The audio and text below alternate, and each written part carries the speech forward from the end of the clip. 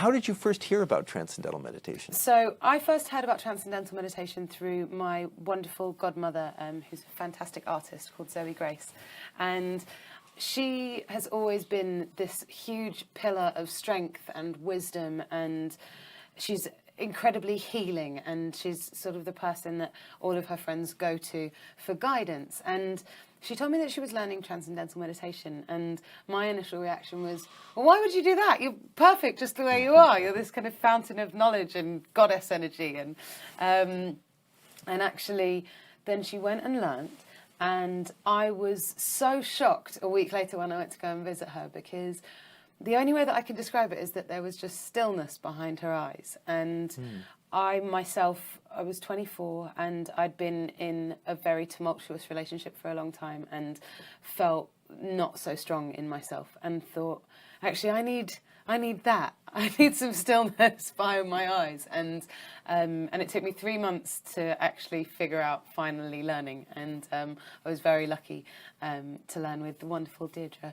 And it completely transformed everything in my life. And I had the strength and courage to walk away from the relationship that I was in and take a much stronger hold on my work and actually be inspired again and love what I did every day again. And I think so much of that was down to the focus that I could then have from those moments of stillness. And what is it about the meditation that would give you all those different things? The strength to walk away from a relationship, which I'm sure everyone can relate to, and the ability to be strong in a very tough, vicious industry, is it not? Yeah, no, of course, and it definitely can be. It has its moments, and it has its moments of absolute joy too. But I think it's actually more than anything that connection to one's self. You know, having those moments of true clarity with just you, and actually that really empowered me to fight for myself, really, and take care of myself.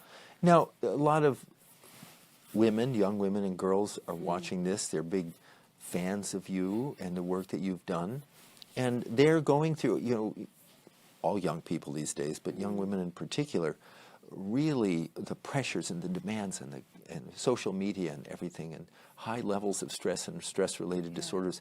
If you could talk to them right now, what would you say about transcendental, about where they are in their lives, and the stress and the worries and the fears they're undergoing, and why they should think of something like transcendental meditation? Well, I would have to say that it has meant the absolute world to me, and I can only speak from my experience, but, you know, knowing that time and that space means that actually you learn that you deserve the best, and to give yourself that time and that space, and actually that strength is so important, but it's within you, and it's so tangible if you could just allow yourself the space and the time to take care. Self-care is the most important thing, and we do live in a world where comparison is absolutely everywhere and impossible to avoid.